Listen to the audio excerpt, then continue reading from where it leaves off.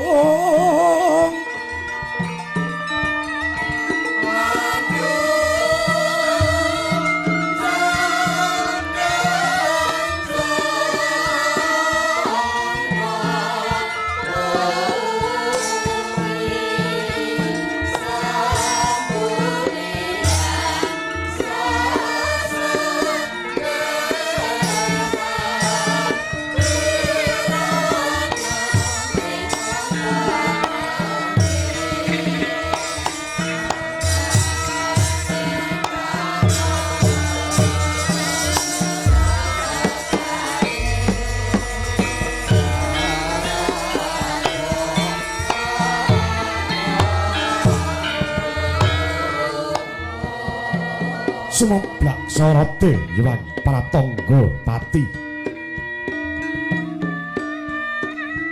sunare kinapit gunung temah temlawu sorot lembayung sumamburat lerebang socane nganggo rapuh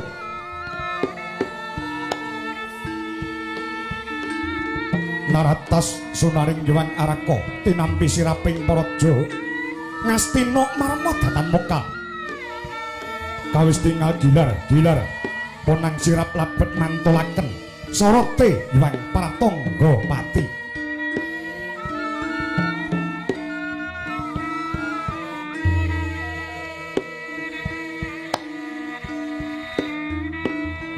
kandian nyebut asmaning Gusti Ing Maha Welas kang sarta maha asih namorwani narabuka kandha nenggih negari budita ing minangka dadi pambukaning carita ing dalu mangke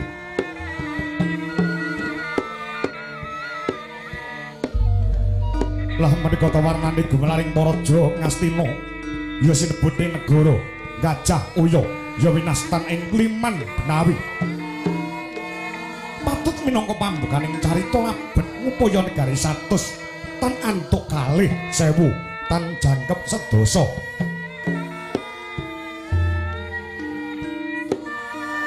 dasar negara kang panjang marang ngapunjung pasir wukir gemah aripah loh jinawi kerta tata turaharja panjang sayekti dawa pocapane munjung luhur kawibawane pasir samudra ukir gunung loh tulus kang sarwati nandur jinawi murah kang sarwati nuku gemah katondo para kawulan kang sami lampah dagang lelayaran rahinen baluang lur selur datanono pedote labet tanonong sayanging gedalan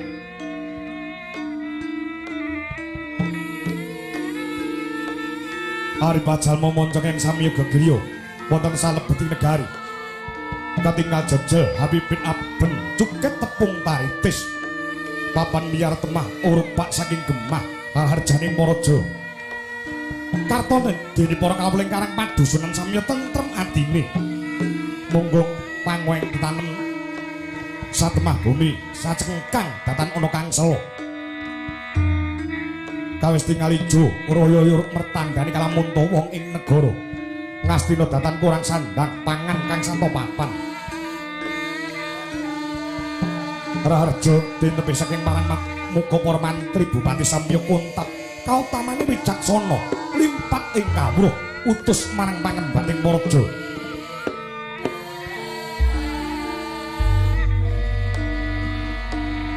marmadatan muka negara Ngastina kana den arane negara kang gedhe obore padang jagate dhuwur kukuse adoh kelawan kuncarane awit kasembuh pangaribamane Sang Nata Prabu Duryudana ya Sang Prabu Jaka Pitana Hanggendari Suta Desta Rastratmaja yari Sang Kurawa Indra nalinderken Berbanda sugih Raja Brana Berbanda sugih Wadyabala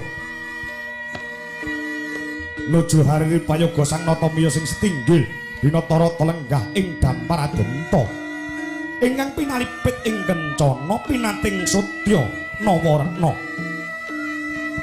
daleme babut perang madani sinebaran sari-sari Ginandawida lisah jebat kasturi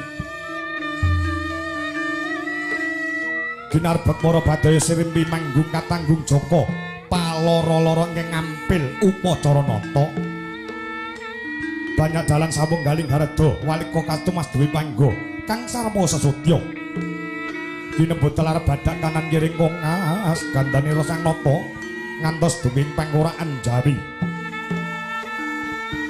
parandene rep sidem remanen tanana sabawaning malang alisik gegodhongan tanebah samirana datan lumampah hamung lamat-lamat kapiyarsa swaraning pradangga punya anganyut-anyut binarung ojahe peksing kok jalak ingkang mincana sak luhuring paringin miwah sabawaning para abdi gendhing kriya kemasan ingkang samya nambut kardi hangayahi pakaryaning para jalamun kapiyarsa pating calengklang pating calengkling imbal gantile Mandaraga saya muwuhi senening pananggilan.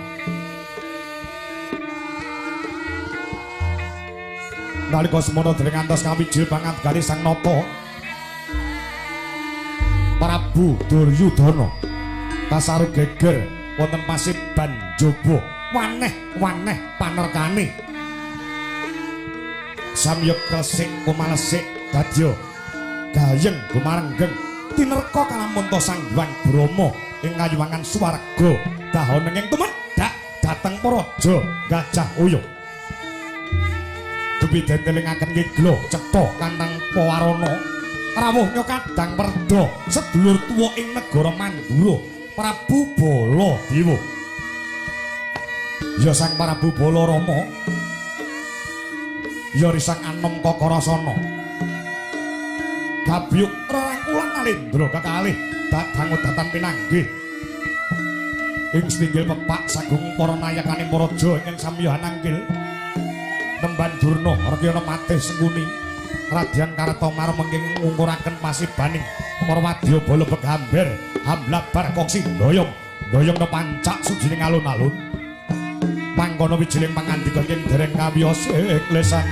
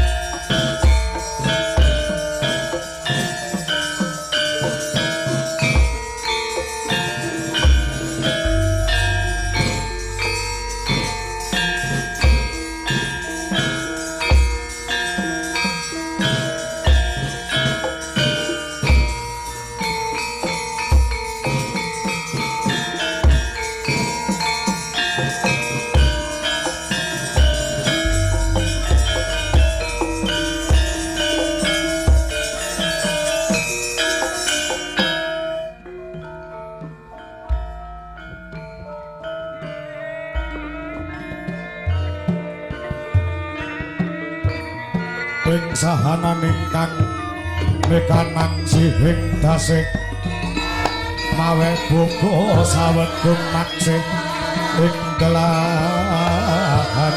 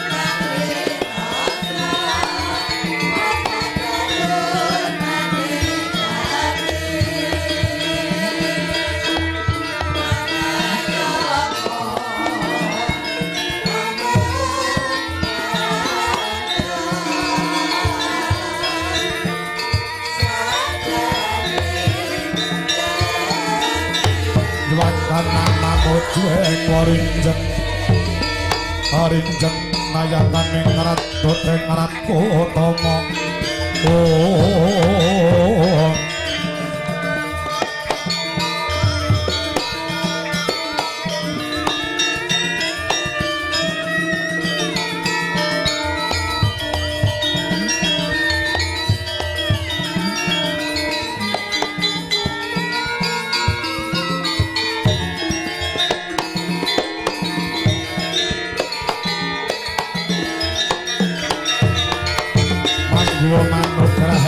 Siswa Sukata Panhuwas Minulya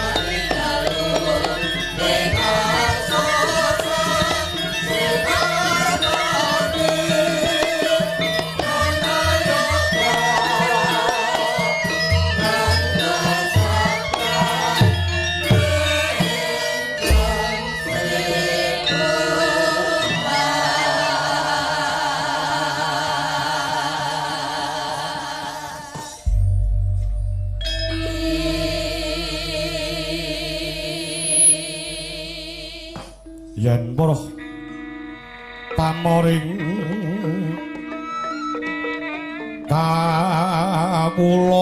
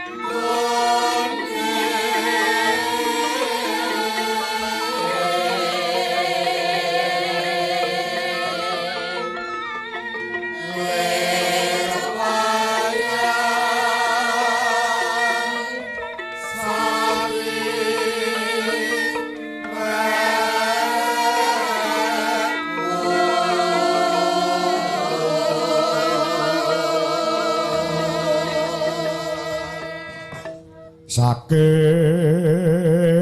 dalang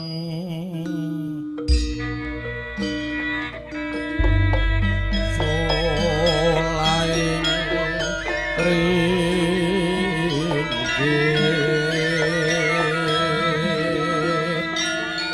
mongko panggung kang jagat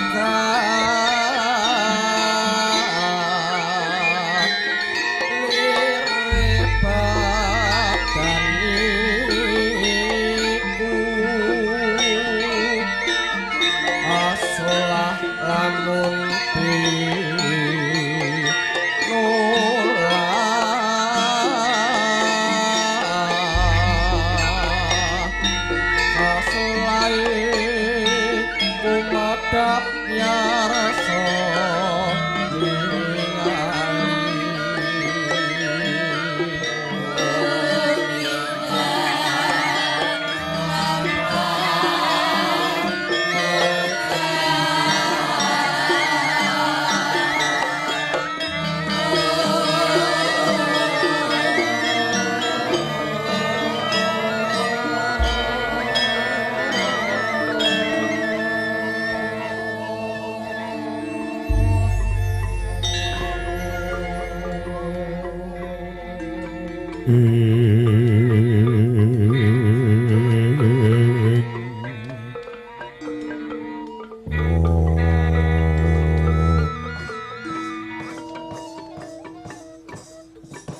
Ya jagat, ya dewa, ya Bathara Hyang Sukma, mangkat diluwih payung ana wong sak praja Ngastina.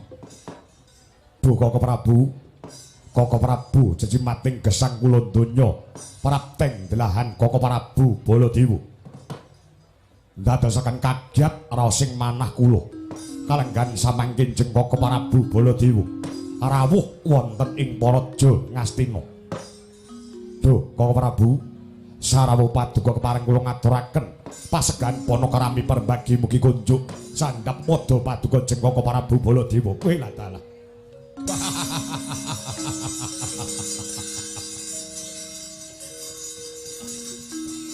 Inggih, Yayi inggih. Kadangipun Kakang ingkang kula tresnani lair kandhas trusing batin Yayi Prabu Duryudana, Yayi Prabu Jaka Pitana. Nirbaya, nirsangsaya praptanipun ingkang Araka ing Mandura. Dumugi wonten ing negari Ngastina Ginanjar kawilujengan kebagas kewarasan boten nyandung sakara-kara. Dhateng ngadat katedha kalingga murda Sih Panakaraminipun Yayi Prabu Kurupati ingkang rumentah dumateng ingkang Araka ing Mandura. Ndadosaken mongkok kawuran bungah wonten telenging manah. Keparenga puja pangestawanipun Kakang kunjuk wonten ngasanipun Yayi Prabu Kurupati. Inggih, inggih Kaka Prabu. Grawalan anggen kula mundi kabetekaken wonten ing Jaja. Rumeketing Pardaya miwah ana rah daging kayuwanen. Mboten langkung monggo kula dherekaken lenggah ingkang sekeca. Nggih, inggih Yayi. Karaos mboten kirang prayogi anggenipun ingkang Araka ing Mandura ngabyantara sowan wonten ing negari Gajah Oya mriki. Nuwun sewu nggih anak Prabu. Walu gembal manyar-manyar. Mrit gandil bedene Mas Joglo. Hawala, hawala. Ingkang Bapa ing Sakalima ngaturaken kasugengan nggih Bawa Durna. Wilujeng nir ing sambi kala. Pareng taklim kula mugi konjuk nggih nggih anak Prabu Balarama. Nggih, sampun kula tampi ndasaken bingah rasing manah boten langkung tumiba sepadha-padha mampir dhateng Sukalima. Matur nuwun, matur nuwun. Denga wanci sanes wekdal menawi wonten bab ingkang wigati tertamtu kula badhe kampir wonten ing Sukalima. Nek mampir mriku kandha ngendika langkung rumiyin. Ngoten. Nek badhe tindak kampir wonten ing Sukalima kula aturi ngendika ngotak siapi kula ngertos senenganipun jenengan niku daran nek ora sate bekecot mboten marem. Nggih, nggih, nggih. Bangsa sing rada ngiler-ngiler ngoten niku njelak aremen. Mengke kula siapaken ngoten mboten nguciwani. Nggih, matur nuwun. Nuwun sewu nggih. Anak Prabu Baladewa ngaturaken kawilujengan rawuhipun jeng antika anggen anak Prabu Baladewa. Sinten menika? Kula ingkang paman ing kepatihan Ngastina Rekyana Patih Arya Seng. Wah, Paman Sengkuni nggih lakara kados mekaten. Wilujeng lampah kula, Paman Harya Sula nggih sehat to? Dalem. Paman Sengkuni nggih sehat. Pangestunipun kera-kera ginanjar kawilujengan. Kera-kera ginanjar kawilujengan niku maknane nadyan to nuwun sewu awak kula menika kuru gagangaking paribasane ning alhamdulillah tansah kinemulan kesehatan. Paman Sengkuni pripun nggih? Kersanipun nadyan to sampun lalu yuswa tegese sampun sepuh Kula menika kok ngantos gumun kalih awak kula niki. Sing digumuni perkara apa? Derajat pangkat kula menika mboten kurang wong kula wong nomor 2 sakwise ratu. Bondo donya menika paribasane tumpuk matumpa-tumpa. Duit menika kathah armangan bergizi model piye kelakon. Ning kula menika gumun awak kula kok mboten saged subur, mboten saged lemah, mboten saged gendut kadidene tiyang ingkang sampun kemulan Raja Brana. Paman Harya wonten dawuh, nuwun sewu. Yen to panjenengan ndarbani gagasan ingkang kados mekaten, niku penemu sing kleru, pendapat sing lepat. Jangan ngendika, aku wong sugih, dhuwitku akeh, aku tuku panganan model piye kelakon, kok awakku ora iso lemu. Ra ngaten. Nggih, lakar kados mekaten. Niku penemu sing kleru. Wong urip wonten ing alam donya niku mboten perlu mikir perkara kuru karo lemune awak, sing dipentingke, sing dipikir niku namung siji, nggih menika wareg, waras. Waras kok wareg ora. Sing penting awake waras, awake sehat, ora perlu mikir perkara kuru karo lemu, ngoten. Cobi mang penggalih, cobi mang mikir. Najan to sampean niku awake kabegjan uripe, duwite pirang-pirang, pangkate dhuwur, gitu. Raja Brana tumpuk matumpa-tumpa. Omahe becik, omahe apik, mobile pirang-pirang. Sawahe jembar, tegalane ya jembar. Nek bendina dikupeng karo penyakit, bendina dikupeng karo lelara. Kapan anggone bisa ngrasakne kanikmatane urip wonten ing alam padang? Mongko urip ning donya niku nggih namung sepisan tok niki, ngoten lho. So bakale mboten saged urip malih. Nalikanipun kula panjenengan sampun ngadhep wonten ngarsane Gusti ingkang ngakarya jagat. Dados perkawis lemu karo kuru, ora usah dipikir. Malah sampean awake kuru niku malah matur nuwun. Matur nuwun karo sing gawe urip. Merga napa? Sing gampang kena penyakit niku awake sing lemu-lemu niku, ngoten lho. Merga kurang gerak, kurang olahraga, kurang ngetokne keringet. Nek awake kuru cekal masa angel kena penyakit. Ning nek awake wis lemu, kakean melek, kakean linggo, kuwi gampang kena penyakit, ngoten lho. Ngoten nggih. Dadi sing penting awake niku sehat, ngoten lho. Wong lanang sugih, duwite akeh, omahe magrong-magrong, ya ta. Mobile pirang-pirang, duwite wis ora ketung paribasane, bojone ayu, nek nggon kene ora sehat. Ya Sal. Niki napa saged ngrasakne kanikmatane urip wonten ing alam donya, sampun ngantos kenek penyakit, ngoten lho. Oh penyakit niku regane larang kok. Saya penyakit sing daran penyakit dalam utawa penyakit jero. Biyo. Ndek wingi niku nembe mawon. Kula niku bar operasi batu ginjal. Ngetokne watu sak penthok korek niku ragate 75 juta. Jajal pikiran. Niki puraken nggih mondasi omah ngoten niku cobi. Dados apa-apa niku nek penyakit niku lek teng jero ora ketok mata niku mesti larang. Beda karo penyakit njaba sing gampang dideteksi cara tembunge sing mentereng, gampang didelok, kuwi gampang tamban-tambanane. Beda karo penyakit jero, ragate larang, ragate akeh. Apapun itu, pokoke manggone ning jero kuwi mesti regane larang. Sak liyane penyakit jero regane larang niku napa nggih? Nggon gawean insinyur karo kondektur. Insinyur sekolahe dhuwur, ragate akeh. Nyambut gawene nggon jero sirah sing jenenge otak. Mula bayarane mayuta-yuta. Beda karo kondektur. Kondektur karo insinyur kuwi pomo ditimbang jomplang. Bayarane isih akeh insinyur. Oh, dados apa-apa ku nek ning jero nggone mesti larang regane. Nggih. Sing conto mriki wonten napa nggih? Sing gampang ditampa, sing jero regane larang, sing conto teng panggung niki wonten napa? Jero regane larang. Sing kena nggih conto wonten panggung mriki. Nuwun sewu, sinden sing cacahe ana 7 niku nganggo jarik sedaya. Sinden nganggo jarik, jarik sing dienggo sinden kuwi pol ngetepo paling larang. Iki regane 200.000. Ning sing dijariki apa entuk 200.000? Lho iki lho.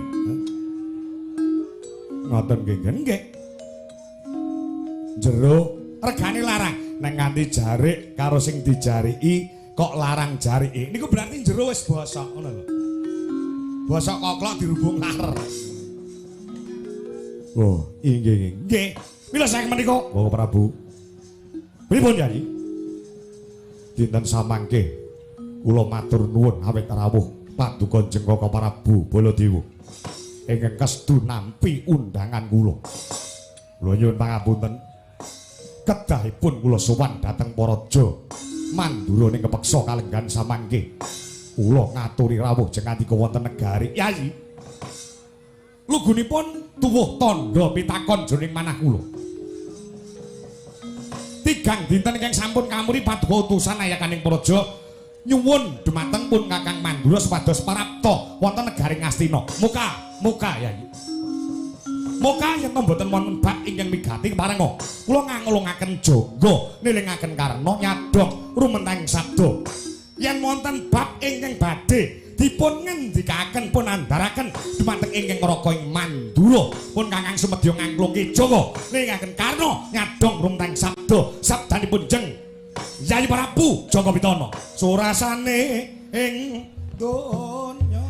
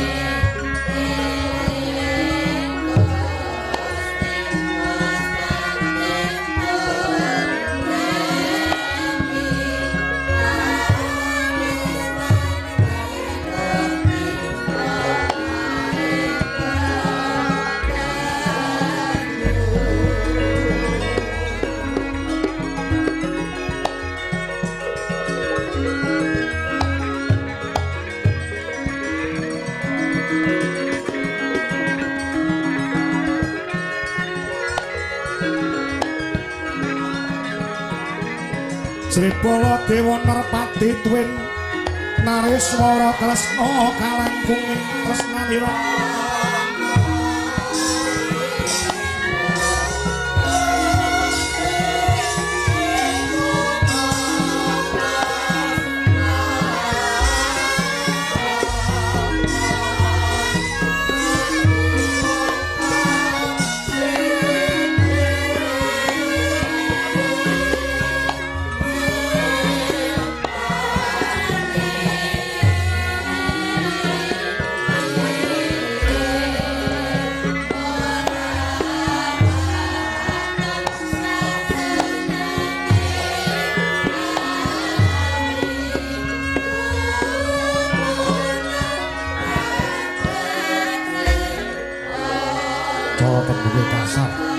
Kula badhe sambat dumateng jengandika Jengkaka Prabu Baladewa.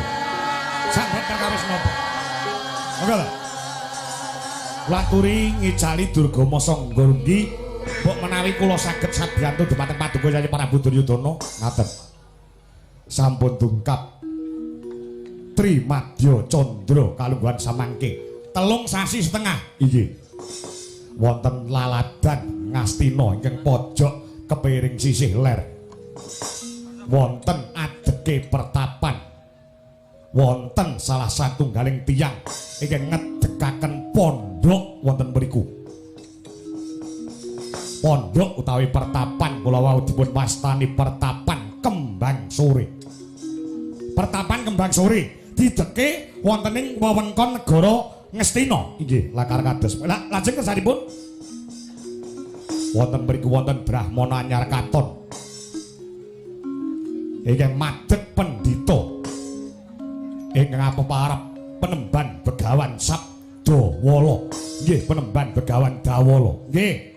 Lajeng kersanipun ndadosaken kuwatos raosing batos kula. Paribasanipun ancik-ancik wonten pucuking ngeri. Sisip sembire iso bebayane tumrap kekuatan negari Ngastina. Sebabe kok panjenengan ngendika ing ngados mekaten? Awit kathah para kawula ing negara Ngastina menika samya puruhita. Samya manunggal dadi siji ngaji nyecep kawruh nyecep ngelmu ingkang dipun gelar dening penemban Begawan Sabdawala utawi Begawan Dawala kala wau. Kabar ingkang sumebar wonten ing kiblat papat 5 pancer negari Ngastina. Maewu-ewu paribasane para santri-santri yang mapan wonten mriku. Yang samya puruhita ciklu-ciklu ana ngersaning Sang Begawan Sabdawala. Jare mandi apa sing dadi sabdaning Begawan Sabdawala.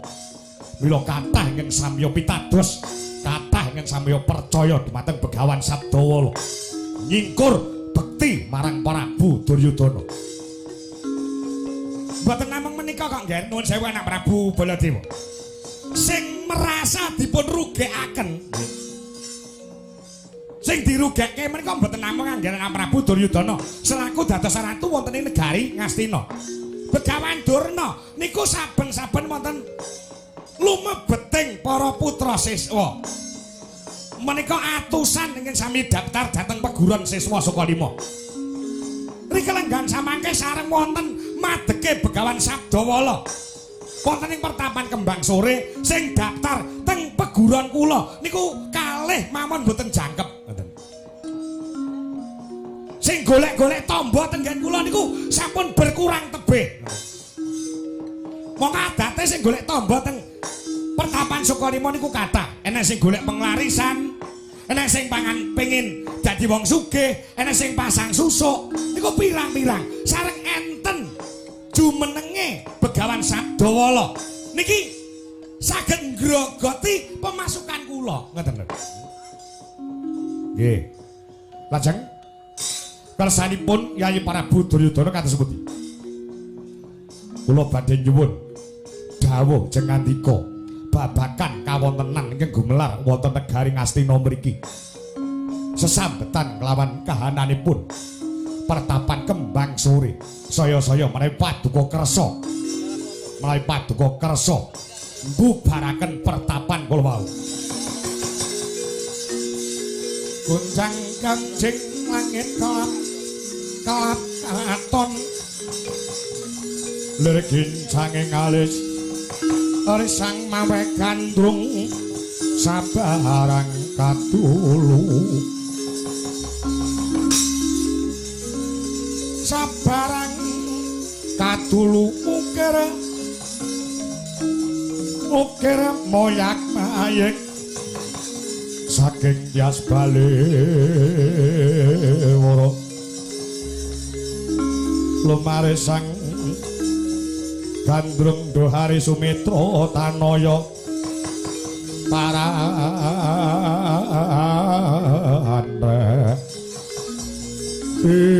yen to jengandika Yayi Prabu Duryudana nyuwun penemu kang santa gagasanipun ing Araka ing Mandura. Wonten titikanipun cacah wonten sekawan paugerane negara niku bisa tentrem. Paugerane negara saged ayem niku titikane wonten sekawan.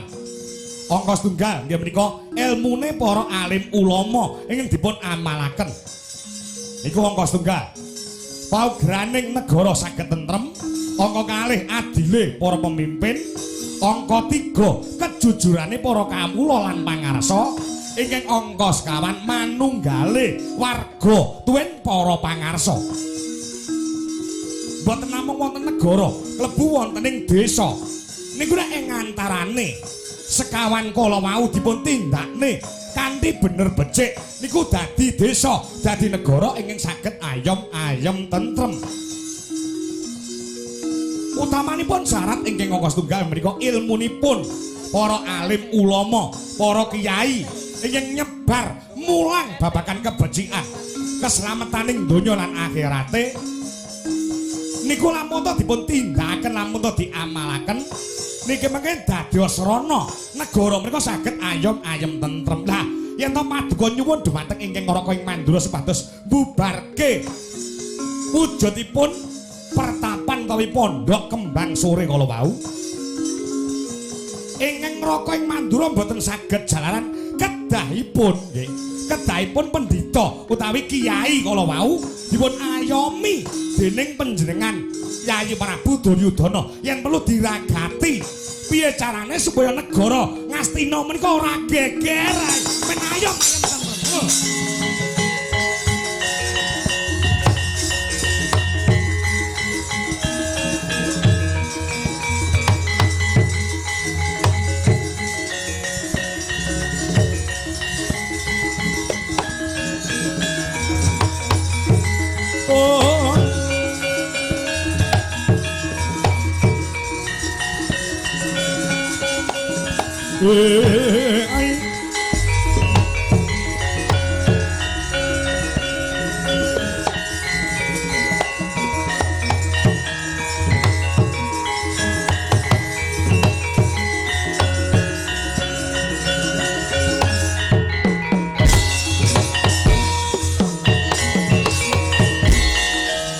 Sri Hastina Maha Prabu Duryudana alon ngandikanira harining sun Barakudara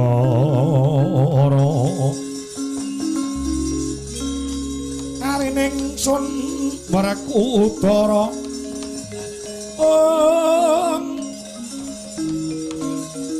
den kapareng kene Sigra Harya Sinan njujug dah Hyang Durna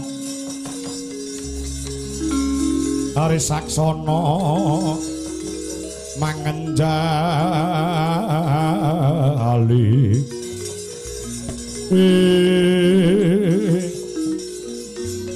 yen miturut gagasan kula kados mekaten kedahipun dipun ayomi dening Paduka Yayi Prabu Duryudana ora kok malah tiba kosok balen badhe dipun bubarke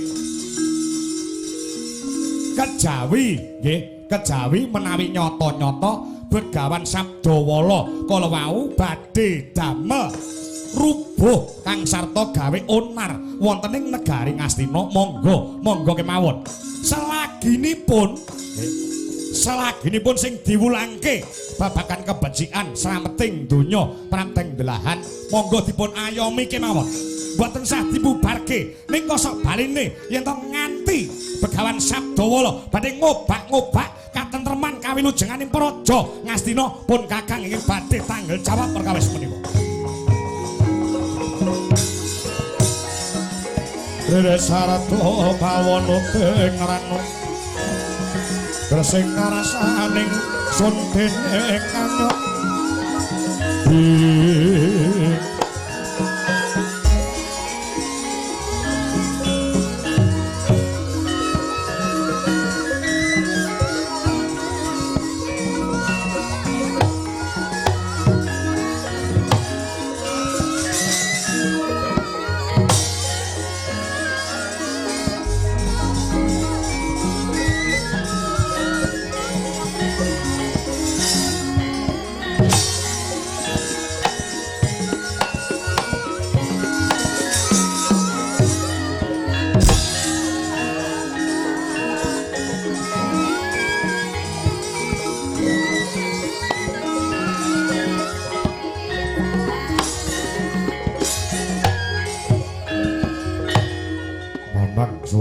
wonten dawuh sinun ora setimbali marak mangarsa ana pigati apa piye kepareng ngaturaken geger wonten Pasiban Jawi njaba geger nonon apa ana durada pedhot saka watilan singa mijil saka kerangkeng kuda kang ngerapan dengan gedhe-gedhene parang muka ing nempuh yuda nggih kepareng matur sinun geger wonten Pasiban Jawi awit wonten praptanipun Begawan Senggana nggih Begawan Anoman ingin badhe ngabiyantara wonten ngarsa Paduka. Waduh. Ngono Bambang Suwatama. Nggih. Yen mangkono wainana marga supaya nggih niki non parang madal pasukan jiwa sing ati-ati.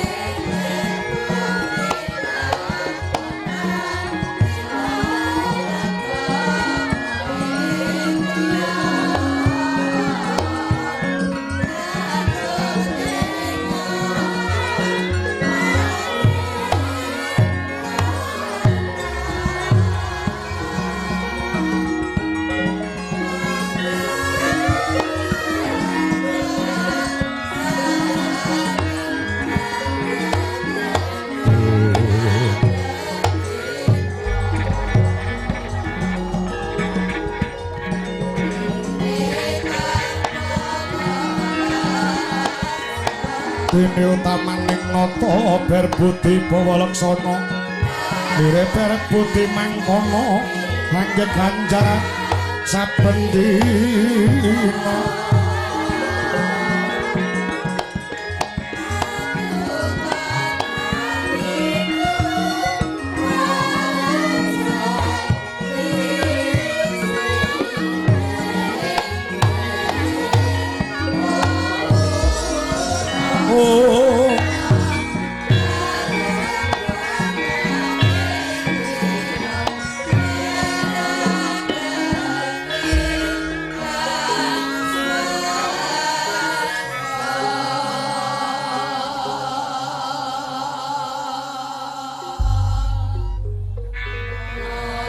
kasliring sami rana mrek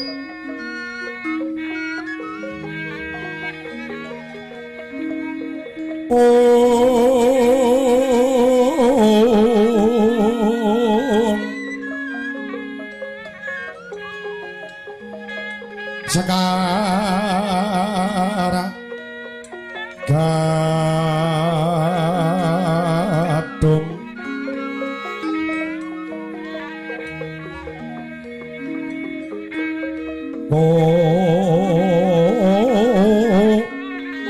ngas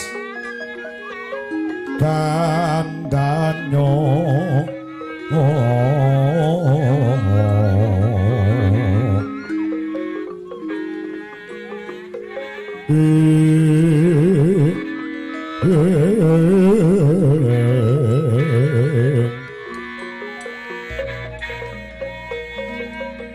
Maweh araras rananing driya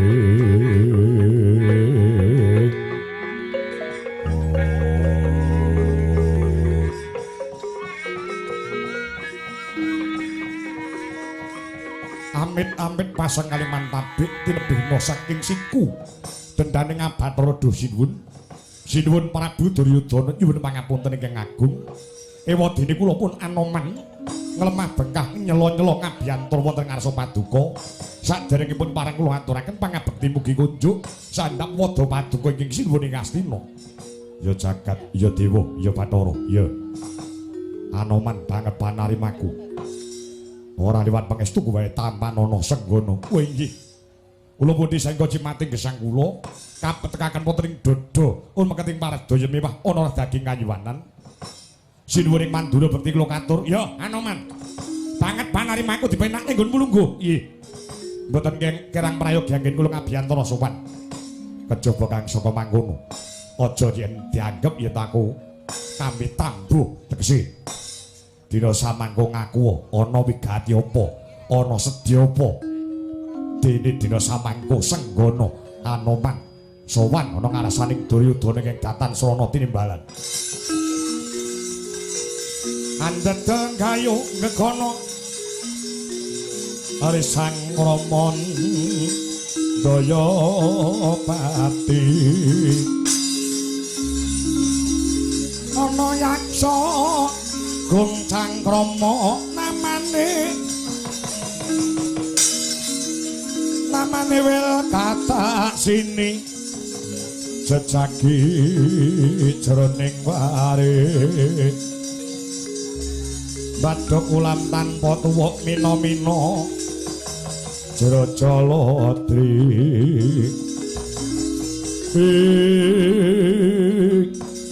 matur sembah nuwun sinuwun ewadene sampun kula kalilan matur wasing gati anggen kula ngabiyantara wonten ngarsa paduka ing sinuwun Prabu Duryudana saderengipun kula matur kathah-kathah kawuningan bilih Anoman nggih senggana kalenggan samangke minangka dados murid kang sartosis wanipun Penemban Begawan Sabdawala ing pondhok utawi Pertapan Kembang Sore. Kowe murite Penemban Begawan Sabdawala. Lho inggih lakar kados mekaten. Sampun dungkap Trimadya Candra kalenggan samangke pun Anoman nggih senggana puruhita wonten ngasanipun Sang Penemban Begawan Sabdawala. Lah wasing sedya neting cipta sowan kula dumugi wonten ngaso paduka Kyai Sinuwun Duryudana. Dapur minangka dados utusan saking Sang Penemban Begawan Sabdawala guru kula inggih pepunden kula. Kowe dikongkon napa kelawan Begawan Sabdawala? Sampun dadosaken gerah ing manah. Kula namung badhe matur jumbuh kelawan dawuh ingkang kula tampi saking guru kula Sang Penemban Begawan Sabdawala kinen matur wonten ngasanipun ingkang sinuwun Prabu Duryudana. Rasah kakang minggak-minggok tembung. Kowe dikongkon napa kelawan Begawan Sabdawala? Guru kula Sang Penemban Begawan Sabdawala paling dawuh dumateng kula kinen ngaturaken dumateng paduka bilih rehne sampun sawatawis anggenipun madeg Brahmana wonten ing Pertapan Kembang Sore nggih wonten ing Pondok Kembang Sore. Guru kula Sang Penemban Begawan Sabdawala badhe nyuwun palilah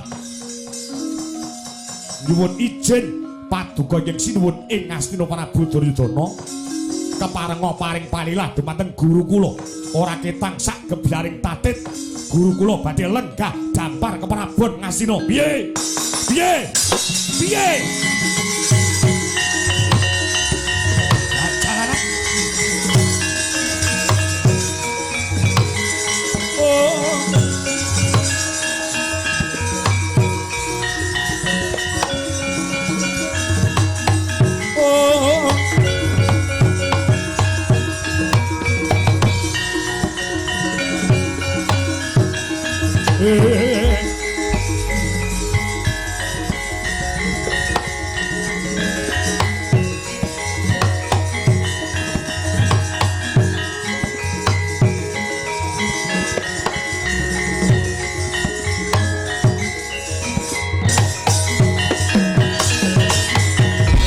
Jomun tablir kinetap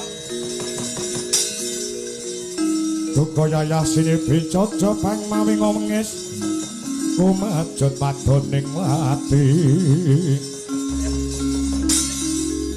netra kocak mondar mandir itemnya mangolo cokro prawan hambrabak branang sinemet marang saketeng murub dahanane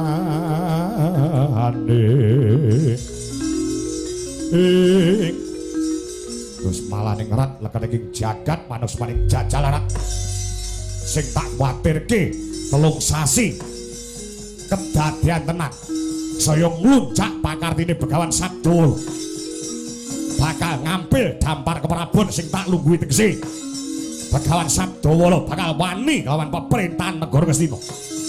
Dina samangka senggana Anoman. Bola-balik kowe iki ketek ki munyuk ki kewan. Lajatmu sak ngisore menungso. Dina samangka lekno gobokmu. Rungokno kupingmu. Aja meneh kok sak gebyaring tatit. Begawan Dawala tekan ngarep wae tugel gulune piksak.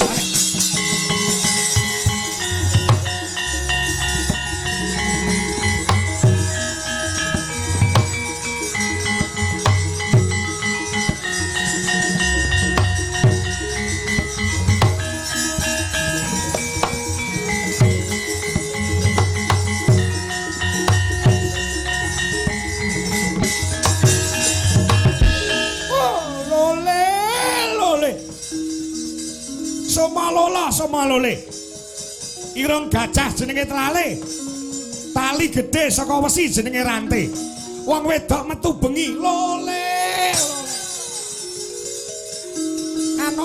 Anoman kowe iki wis tuwek lho Anoman Iki wis tuwek kowe melu. Ora mung sing tok eloni Begawan Sabdawala tok.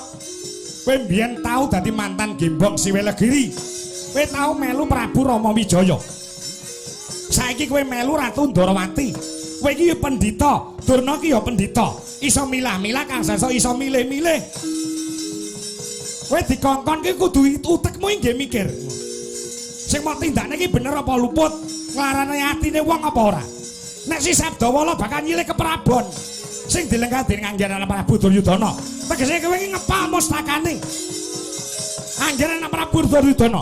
Apa kira-kira kowe wani lawan kekuatan negara Ngastina? Pikiran aja goblok-goblok banget ora.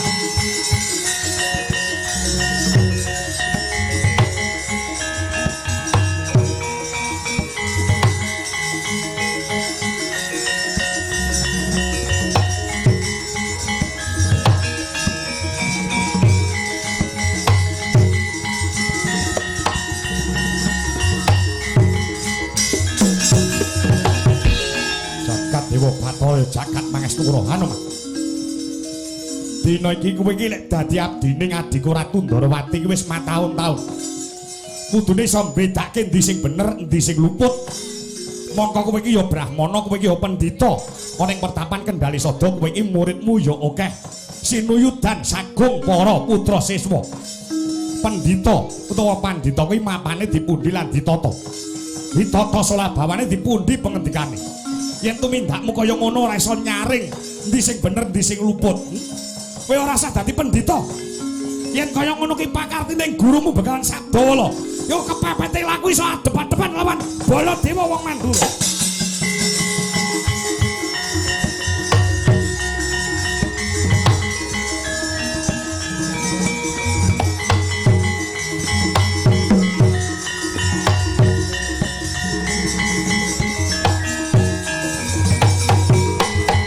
Kacarita kaya mangkono. Sedaya ingkang wonten sitinggil ndawahaken dedukan kelawan penemban Begawan Anoman. Prabu Duryudana, Prabu Baladewa. Penemban Begawan Durna sedaya ndukani kelawan Sang Anoman. Paribasane entek amek kurang golek. Sang Senggana namung mendel mingkem datan kumecap babar pisan. Neting driya ciptaning nala matek aji pameling neteng sedya badhe ica saking setinggil mlajar wonten sak jawining praja Ngastina kocap lampahira Sang Anoman boten medal ning malah mlebet wonten ing kaputren Ngastina.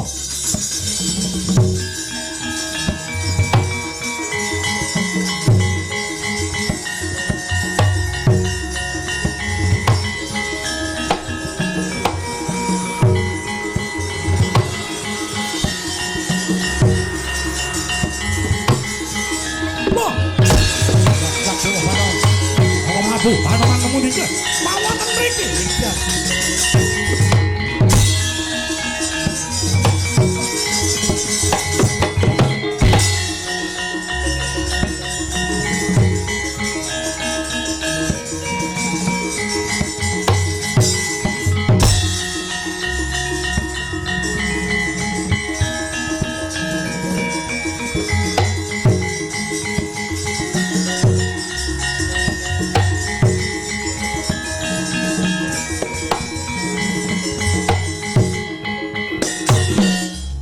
Wonten ngajeng kula nggih kula nggih nyawang niatanipun plas ilang kaya jinempana ing angin edan nang ndi Anoman pinara ya.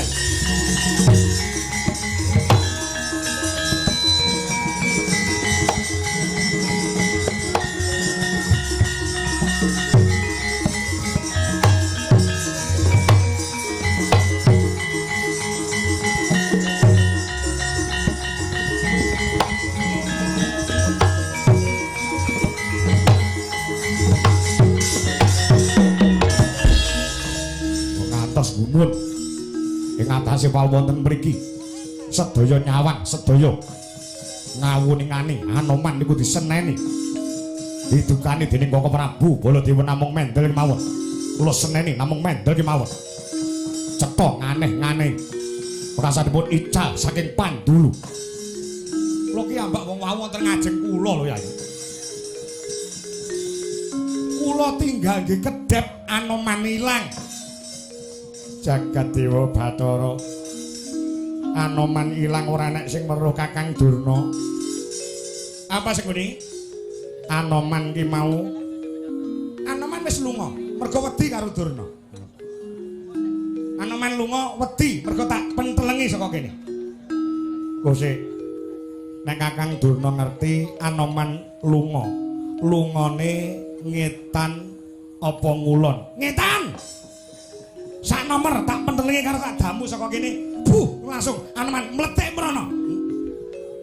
Oh, ngono. Idyan.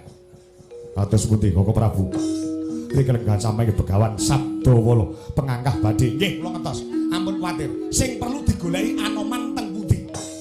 Niki mbebayani lan Nyolowati. Kula aturi sareh ing penggalih. Kula boten badhe lunga saking negari Ngastina yen Ngastina dereng ayom tentrem.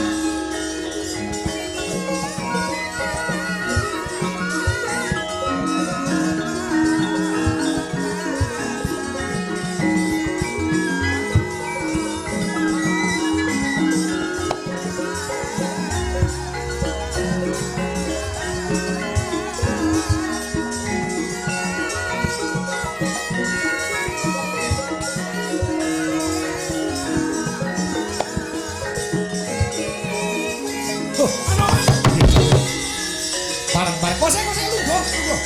Bareng blonyo nami kosek lungguh.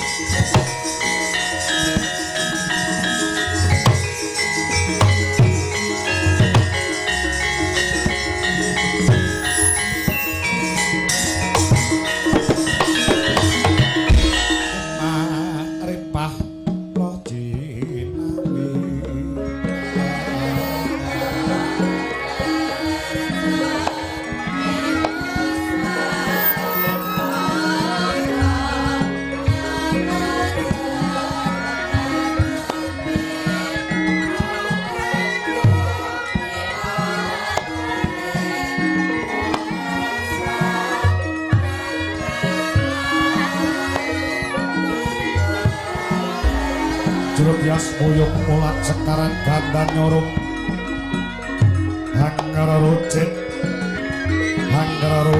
nolok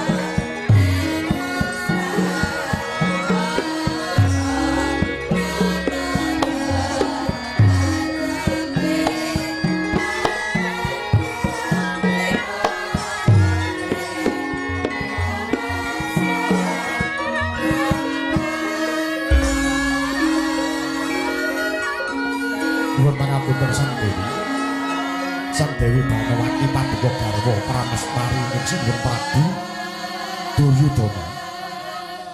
Lugunipun kula menika ngantos keblasuk awit kula dinukanan dipun dukani dening sedaya ingkang mapan wonten ing Stinggil negari Ngastina sedaya dukane dumateng pun Anoman.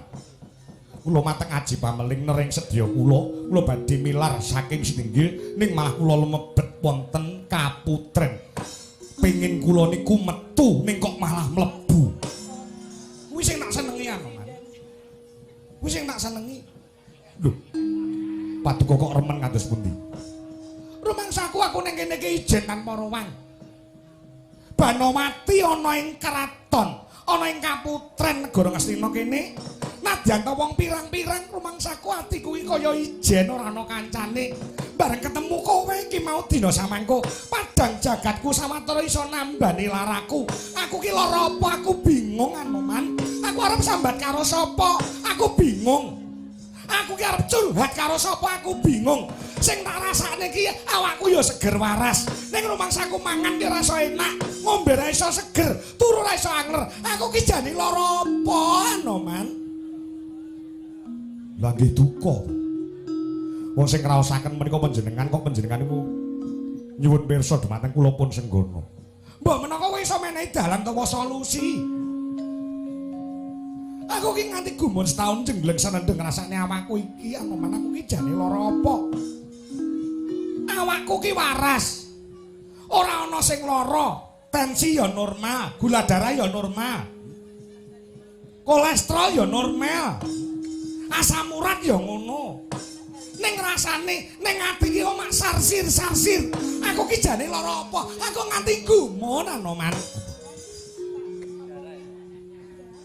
Wis tak priksane mrono-mrono golek wong pinter babagan perkara kesehatan. Ning ngatane ora iso nemokne penyakitku. Ngeten mawon. Menika usul lho nggih. Menika usul dipun tampi monggo mboten nggih, mboten napa-napa. Piye? Kula niku gadah guru. Kowe duwe guru? Nggih. Sanesipun mucal babagan slameting urip wonten ing alam donya prateng delahan ugi kathah ingkang pados tamba mriku. Alhamdulillah penyakit menapa kemawon saged malaya temah jati temah nirmala awit sabdanipun guru kula sang penemban Begawan Sabdawala. Begawan sapa? Sabdawala. Lagi krungu iki aku nggih. Kathah ingkang cocok, kathah ingkang jumbuh. Sedaya penyakit menika saged ical menika sampun pinanggih lawan guru kula sang penemban Begawan Sabdawala. Monggo benjang napa jengemben kula tindak wonten ing pertapan Kembang Sore pinanggih kalian guru kula mbok menawi saged dadi asrana waloyaning Sang Dewi Banowati. Kadangmu padha waraki tenan becik besok hamendemo baris kang prayitna ya saranta Wandrawati inumpes paniku pangawak Pandhawa kanggan samangke sampun cekap atur kula menawi badhe tindak mrika nggih monggo mboten sah beto menapa-menapa. Mboten sah ngamplopi, mboten sah betakaken gula teh kopi lan sanes-sanesipun bakunipun paduka tindak mriku keluwanipun menapa mang aturke lawan guru kula sang penemban Begawan Sabdawala. Kanthi mekaten mbok menawi saged jodoh pikantuk tamba satemah paduka saged malaya temah jati temah nirmala. Kalenggan samangke sampun cekap atur kula bareng kula nyuwun pamit. Kosek. Kok kesusu ae to, kaya ora tau melu ae.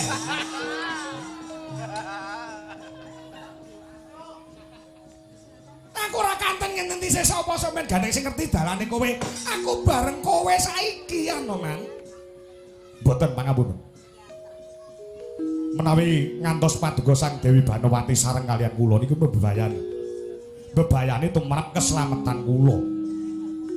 Awit sedaya menika ndhawaken dedukan dhumateng kula pun senggono inggih pun Anoman. Kowe gelem barengi aku ora? Ngeterke aku apa ora? Ana ngersani gurumu sing penemban Begawan Sabdawala. Nek ora gelem barengi aku, iki mung aku njret sakayange. Ora wurung po sakmene mbane krungu panjenenganku kowe direncak wong sak negara Ngastina. Pilihan kowe barengi aku lunga saka Kaputren Ngastina secara meneng-meneng utawa secara sesideman apa aku njerit sakayange supaya kabeh do ngerti nek kowe arep bergonjang karo aku.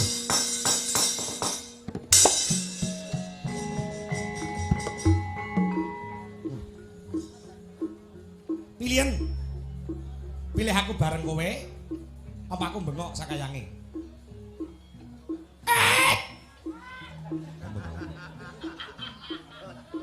Monggo sareng kula mawon. Tanganmu apa sing tenan? Yo bar pipis wonten pingking truk mriku dereng kula wijiki. Aku bareng kowe ya sing kono. Iya.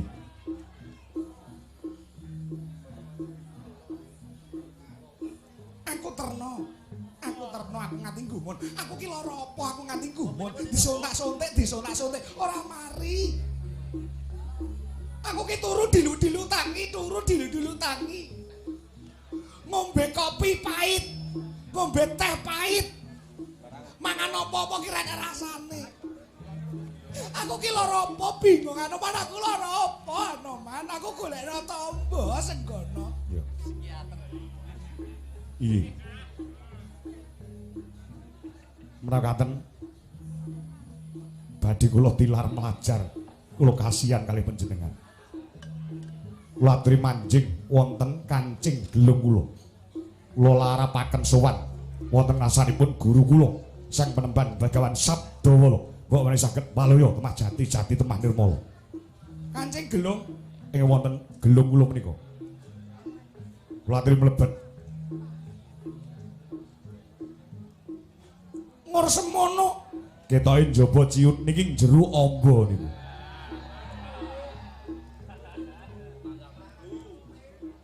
Niki ambane sak alun-alun sumringah. Obat amba tenan Anoman. Nggih. Pinarak wonten mriku. Iya. Aku terno nang ngarsane gurumu. Supaya aku iso entuk tamba. Kowe metu lawang budolan mburi aja liwat ngarep.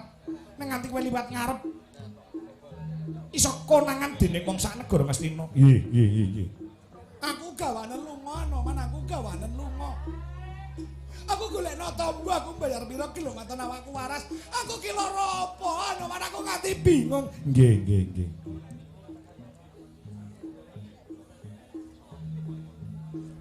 Maling!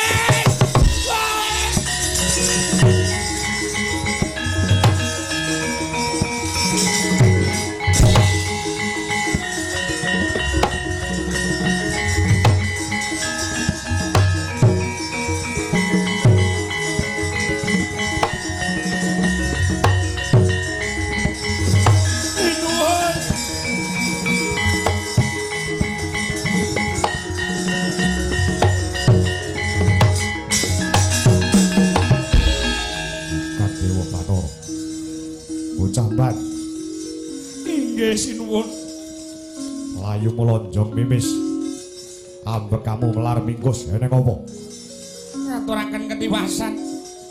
Ketiwasan piye? Taman Sari Kaputren wonten Duran Moko. Ana maling. Nuwun inggih. Ya wis ben. Yen eneng maling nyolong Raja Brana, kon gawa sak kuwate. Menawi ingkang nica menika bondo donya. Raja Brana kula mboten matur wonten ngasanipun ingkang sinuwun Prabu Duryudana. Sing dikawake wonten kethek putih mlebet wonten ing Taman Sari pinanggih kelawan Gusti Putri Banowati ingkang garwa. Dinten samangke sing ngicak dudu Raja Brana ingkang ngicak garwa Paduka garwa Prameswari Dewi Banowati. Dibeta melajar lawan kethek putih Anoman. Edan jagat dewa ora.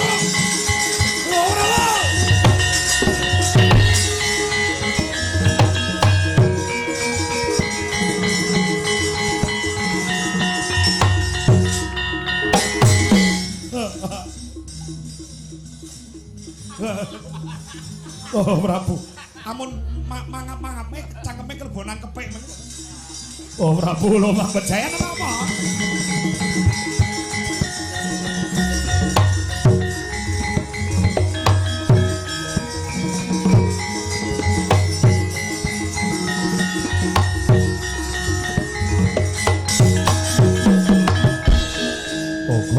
Prabu.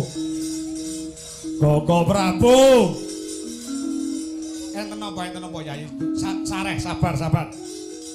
Jenengan ngasta pusaka Kyai Nenggala. Nenggala niku teng pundi-pundi kula beto. Minangka piandel kula. Kula ngambil Kyai Nenggala mangjojoke wonten dada kula. Kula kewirangan kok ora kosek to. Neng apa iki?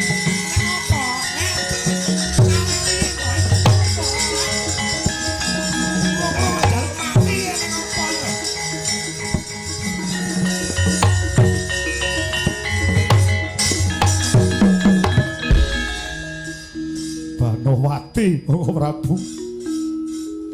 Banowati. Ingkang garwa Banowati enten napa? Semonipun sampun boten tresna kalian kula. Banowati ngianati katresnan kula. Kosek. Kersanipun ngados pundi?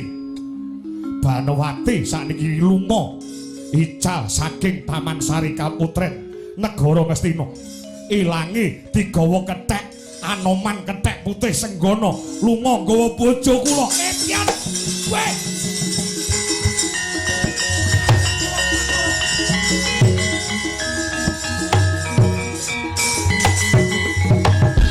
Lumang pateni mawon. Prabu Duryudana Ratu Blegedu sugih kalah saingan karo kethek putih. Bojo kula milih Anoman timbang kula. Apa mergo tek kula keciliken? Kosek.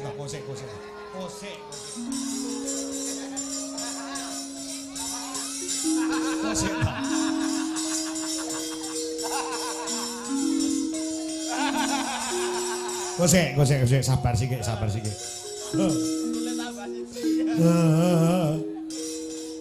Wong oleh kula tresna kali bojo kula niku mboten karu-karuan.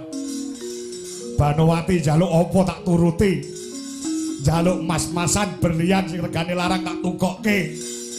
Njaluk omah, njaluk sawah pirang-pirang hektar tak tukokke. Dene jebul wonten wingking.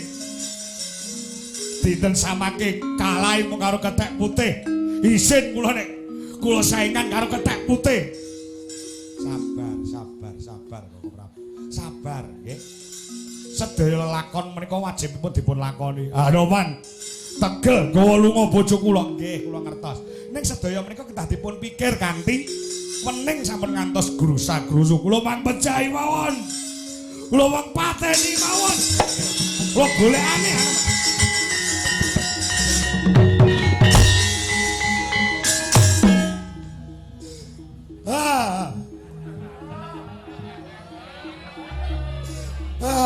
Banowati.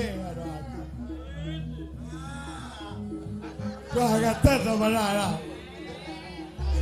Wis jaluk perawatan negare larang tak turuti. Wis jaluk kene tak turuti, jaluk kendaraan sing apik tak turuti. Kowe iki ati aku lunga karo Anoman, jancuk tenan.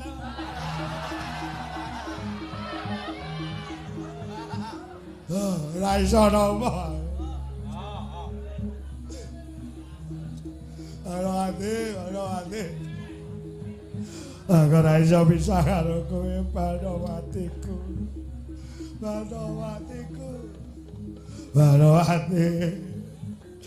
Lek kowe lunga aku tak mati wae Banowati.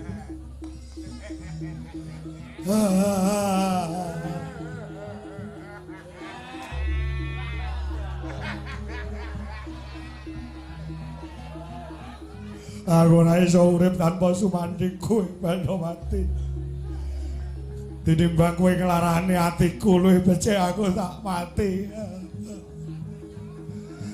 Tali iki sing bakal budhalke nyawaku.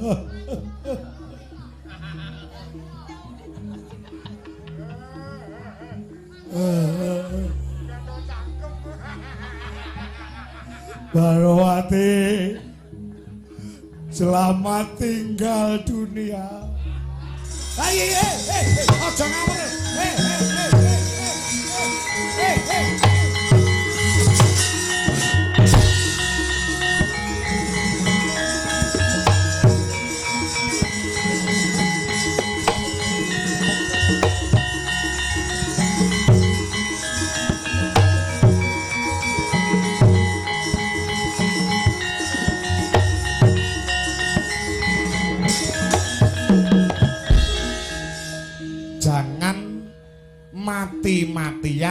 mengejar sesuatu yang tidak dibawa mati.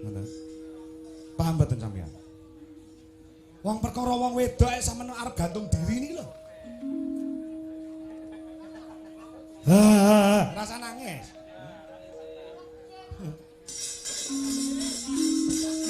Sabar, sampun nglalu, sampun lampus diri. Mangke Baladewa sing bakal nyangga lelakon susahe Duryudana ya susahe Baladewa. Lo golekane Anoman. Yen Anoman kecelak patenane, lo bablaske golek Begawan Sabdawala. Kira-kira kuat ora nampani Kiai Nenggala. Kabar.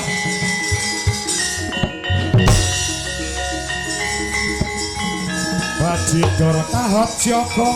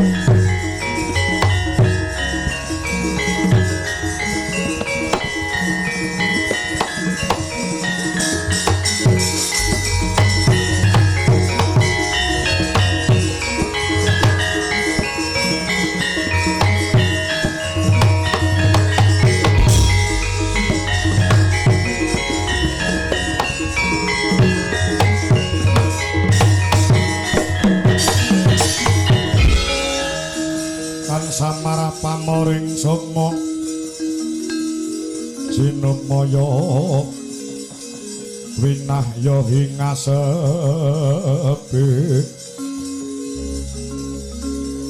sinimpen telenging kalbu panggokaning marana tarlen Paman Haryo wonten mangendika ing ngadawu muga-muga wong Ngastina utamane Yayi Prabu Duryudana tetep entuk pengasih saka purbaning Gusti ing Maha Welas Maha Asih. Tekane Anoman cetha dari kongkonane Sabdawala jarak perkara. Jarak perkara kelawan wong negara Ngastina. Ngastina nek diobak-obak dening negara liya. Diobak-obak dening wong liya sing bakal ganggu gawe marang katentemanipun Raja Gajahaya. Ganggu marang kawilujenganing Yayi Prabu Duryudana.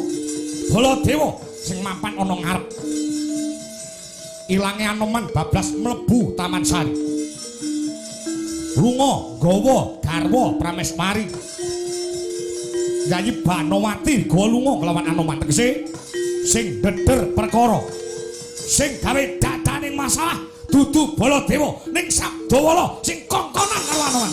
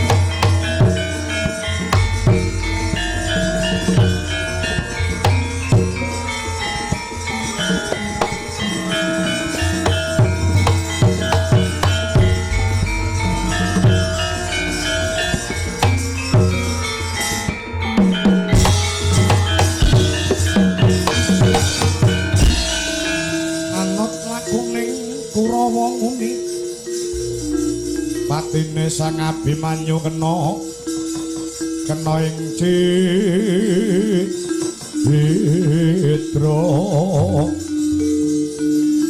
Pandya Sang Setyaki kya ngambil sanjata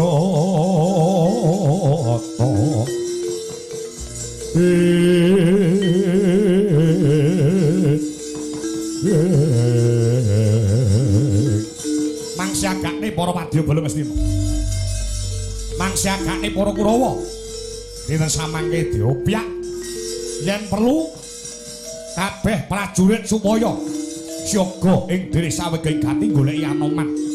Nggone wis wani mlayokke kelawan garwa Prames kemari negara Ngastina. Oh iya. Kanthi regu ing kalbu kalenggan nyuwun pamit kula tatane barisaning wong negara Ngastina.